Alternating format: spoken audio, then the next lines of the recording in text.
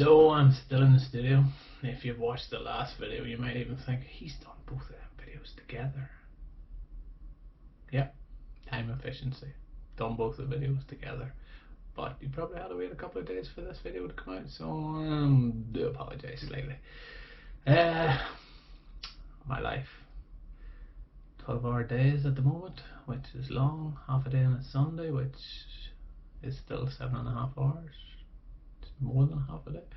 But yeah, so it's busy at the minute, and I do apologise if I look a little bit red around the eyes. So today we are on to our next topic of our successful things, the 5 successful things. So first we done our gear, second we done our low heart rate training. In fact, let's flip that around. First we done our low heart rate training, then we done our gear. Glenn, I told you it was time. This week's video is going to be on planning, so that's coming up now. And then after planning we have got nutrition and crew. Simple. So before we get into planning today, the last video I thanked everybody for being with me for so long. Don't get carried away, guys, I'm not doing it again. And the new subscribers, thank yous. If you're not a new subscriber, if you've been watching these videos and you're not a new subscriber, please hit the subscribe button, hit the notifications button as well, and the little bell, so you don't miss any of the videos. And welcome aboard. Also, don't forget about the competition where we are giving away free coaching to one person each month for the next 3 months on the last day of the month. So to be in a chance to subscribe or to win in that, you have to be a subscriber, because it's my way of giving back to my subscribers. And you also have to leave a comment and tell me what race you're doing and why you like some coaching. So simple. And today's planning video will probably go into how I build up that kind of coaching role and what's involved in it, along with touching base and motivating, texting. That's the things I'm good at. Motivating, checking to make sure you're doing what you're meant to be doing, checking to make sure you're not doing too much, them types of things. So planning today, and I don't want to just put it down as planning for the program, it's also planning on how you're going to run the race. The two things have to link together, because one, there's no point in intending to run the race one way and training a totally different way. So if you're planning to run the race, and there's really kind of 3 probably different ways you can do it, probably 4 if we just go winging it, but one I've used last year and highly recommend to anybody is the low heart rate training. As I say, check out my low heart rate training videos. I've come on leaps and bounds with it. It's definitely been... Did I just burp on YouTube? I'm not allowed to burp on YouTube. Do I have to edit that out? Do you mind? I do apologise, excuse me. But I don't know if I have time to edit it out. Let's just pretend it didn't happen. So what I was saying was there's 3 different ways, and I've 4 fingers, but there's 3 different ways of training, unless you're calling the 4th one winging it, which is the one I recommend, heart rate training, low heart rate training, and keeping an eye on your heart rate. The second one is kind of by feel and perceived effort. So you feel like, oh, I'm going a 4 out of 10 or a 6 out of 10 or a 3 out of 5 or a 2 out of 5. That's your perceived effort training. And then there's pace. Now, just going to go briefly, I'm not going into huge details because I'm very conscious of how long this is going to take to go through this whole video. Pace is very much determined by the terrain of the race that you're doing, so it's very hard, especially over 200 miles, to gauge that pace, I've found in the past. Feel, I have found I've always been going harder than I felt I was, which meant I burned out towards the end of the race. And that's why I've used heart rate last year, and that's why I feel it was a success last year, and that's why That's what the last video was on. But this week is on planning, so I'm taking my heart rate training, and I know that I'm gonna be sticking with the heart rate training this time. If you're going with feel, I'm not saying I'm right and you're wrong or anything like that. You take your feel and you apply that to your program, and that's how you're going to train. That's what your program should reflect. I just did it again. My God, I'd go. That's not good. I might have to edit that one out. I took some coke to keep me awake, but now it's making me rift. It's very unlike me. Anyway.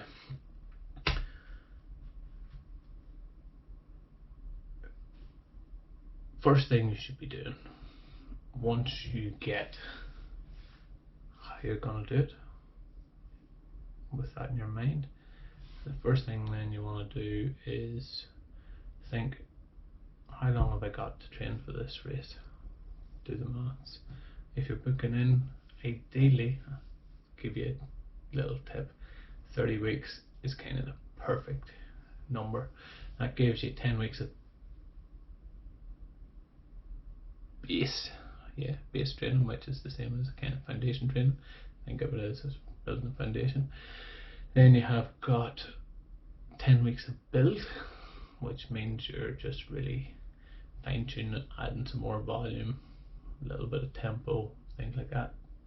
So you're still building up the distance, you're still building up effort, you're still building up them things. Then you have got your kind of peak phase, where you're really fine tuning at that point. My God, so many interruptions today. We're really then just fine tuning it. Now after that, then you have your taper, so that kind of takes out your 30 weeks. In an ideal world, if you're thinking of a race and it's way out there, 30 weeks, perfect amount of training. If you're like me and you're just coming back from a race, you've already got a base in, you've only got a limited amount of time to the race, still doable. You can also have a 20-week window, which just means you have to adjust your kind of base and your foundations, your build phase and then your peak phase. You might even cut out your peak phase if you haven't got the time for it. You might just shorten it. One phase you should never cut out is foundation. I can't stress that enough. You really want to have that good foundation of fitness to build on, because that's what's going to sustain you for long periods of times. This video will help with 100 k's, 100 miles, 200 miles, 50 k's, 350 k's, whatever distance you're doing. The same planning process should take effect. So look, that's kind of the first thing I do. I break it down into how much time I have. Then I will set some key milestone dates, and I'll put up a little snippet of the program I'm actually building at the minute for myself. I'll put up some key dates, so every week the volume I want to hit, and the way I work my volume is I kind of increase it a certain amount every week. Every fourth week I ease back a bit as a rest week. I think consistency is key, so I run pretty much every day. Some people will run 6 days, some people will run 5. I don't recommend running any less than 5 really if you're building up for something big. So that consistency you're building up, but then every kind of fourth week it's just easier to drop back a little bit, kind of that 10%, and give yourself that bit of a rest. So that would be the first thing I do. Go down, figure out how many weeks I have, break it into 4-week blocks, 3 weeks of build, 1 week of rest, 3 weeks of build, 1 week of rest, so on, up until the different, up until closer to time. And again, you'll see that little snippet up here now. So once I've done that, them key dates is what I want to hit. Key dates of say 100k, key dates of 150k. And a lot of people goes, what should I run? Should I run 200 miles before I do a 200 mile race? Should I run 100 miles before I run a 100 mile race? Should I run 50k before I run a 50k race? It doesn't matter what distance you're doing, everybody's concerned that they can't get there if it's the first time. So I can't stress enough that you don't have to run the whole distance that you're doing. What is good and a good measure to go by is, especially up to 100 miles, if you can run the whole distance spread out over a week, you're ready. You're ready to do the whole thing. That's a good gauge. If you can run 50k spread out over 7 days, you can run a 50k all at once. If you can run 100-mile spread out over a week, you can do it. Now it's changes slightly for the 200 mile, because 200 miles in a week, it's maybe fine if you're a professional and you've got a lot of time and you can do that. I certainly struggle. Last year I didn't do a 100-miler. I did 100k was my longest run, and I would say there was probably 40k in that week then before that. So I maybe peaked at 140k last week leading up to the 200-miler. That was the height of it. That was the biggest I'd run. The year before I did do a 100-miler, so I maybe peaked at about 180k that week. But again, it's not the 350k that you're running for the race. So as I say, if you can get to kind of half of that for the 200-miler, you're doing good. So don't feel like you have to run the whole thing. So whenever you're doing your milestone and key dates, I like to kind of give it about every 4 weeks, you know, have a jump up. The other thing I like to do is plan in back-to-back days, which are kind of critical for what we do. So to get the feeling of being running out tired legs, and that feeling, not just for the legs and having to run on legs that's tired, it's mentally, yeah, it's all about the mental game. Oh, I really don't feel like going out running tonight, and forcing yourself, because during the race, 100 miles, 100k or 200 miles, you're probably going to hit times where you go, I don't want to run anymore, and that's that little signal that you get out and do it. So highly recommend that. So our steps: figure out the race first of all, figure out how you want to train, make sure you link the two of them together, then figure out what your time distance you have in between it, whether it's 30 weeks, whether it's 20 weeks, whether it's 13 like I have. Figure out what you want to achieve in that.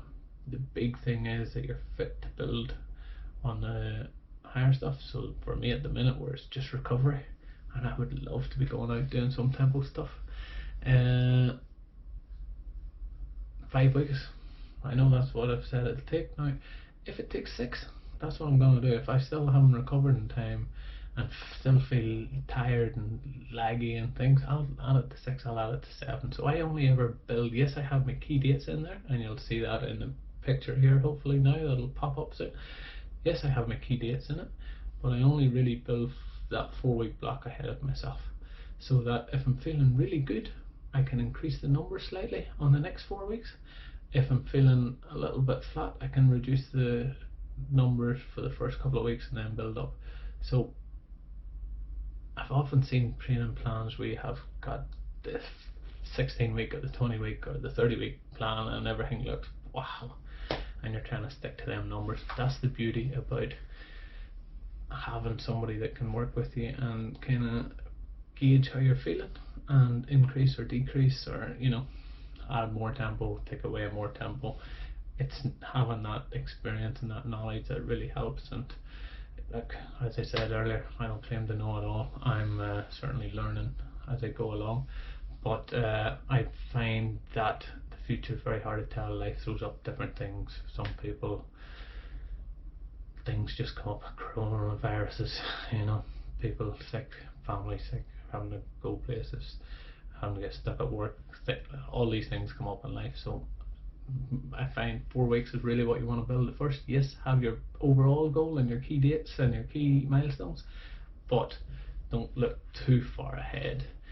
Have it in your mind, a big picture, and then build on that little picture every week. So hopefully that makes sense. Any questions, leave them down below. I am going to put them little pictures up that'll help. I'll also put kind of my end program. I might even put up my program from last year in the description below. That's where you'll be leaving your comments to. So look, that's the program aspect of it, and I'm very cautious that we're now probably 15 minutes into this video and you're thinking either I've lost a lot of yous or you'll still be here watching for the next part, which is then that's your program for your race and how you're going to get to the race start line. Then the other part that has to join to that is how you're racing during the day and for your race. So if that's a 100-mile, have a race strategy. As we talked about, if you're running on heart rate, break that down into sections.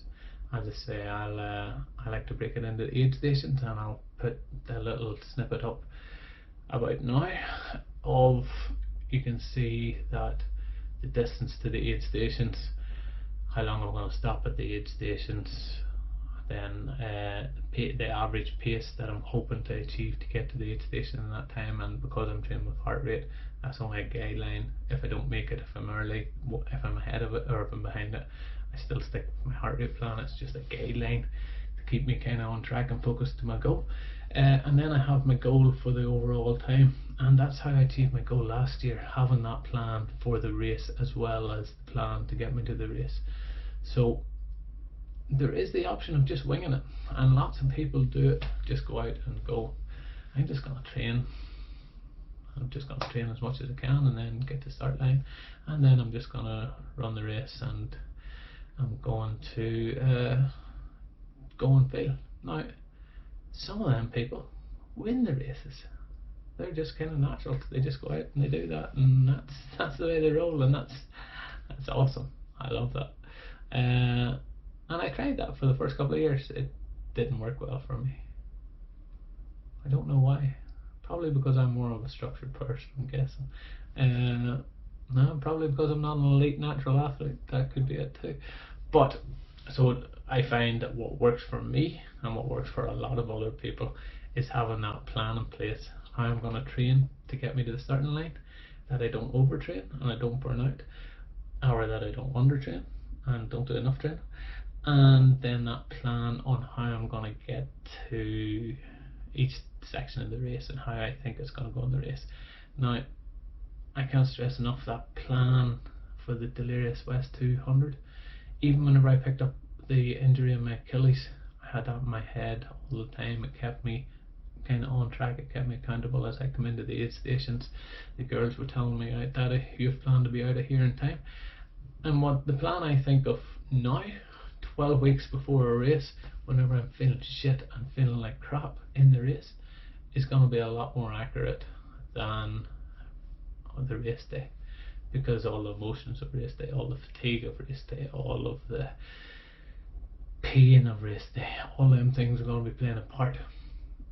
That's why if I do the plan today, whenever there's no emotion, no pain and no distractions, that way I know that if everything goes okay, I am capable of doing that. So that's what I was reminding myself on race day whenever the girls were telling me you have to be out of here in 6 minutes. I was thinking, no, not 6 minutes, give me 60 minutes. But I still pushed myself to be out of there in 6 minutes. If I wasn't out of there in 6 minutes, I knew I had to make up an extra 2 minutes or however long it took me in the next section, running to the next aid station. And that's the way I'd done it. So look, I'm going to get as much information as I can in the snippets around my lovely face here. Hopefully this video has made sense to you. If it hasn't, if you're unsure of anything, please leave a comment in the descriptions below. I am also going to leave as much information in the descriptions below too. As I say, hopefully you've got something from this. Hopefully this makes sense, because it is an important part of it. And again, thanks for watching. Sorry it took 20 minutes to explain this. Yeah, it's pretty crucial, this part. You don't want to skip this part. And don't forget, if you're not a subscriber, if you're thinking of a race that you like to do, subscribe. You're in with a shout of getting some free coaching to your next goal. And just leave a comment what that goal is and why you would like some coaching. You're in with a shout. Till the 7 people, I'm going to stick your names in the list below these videos as well, and as people add to it, we will just add them to the list, going on for the next month, kind of 15 days until we figure out how to draw a name, which will be either old school with a hat, or I might even try Google and see if they can give me one of them spinny wheel things. That might be good. Decisions. So look, hope you're having fun. I hope everybody's staying safe out there with all the issues that's out there today with these coronavirus. I really do. My thoughts are with everybody, and to the next time. Thanks for watching.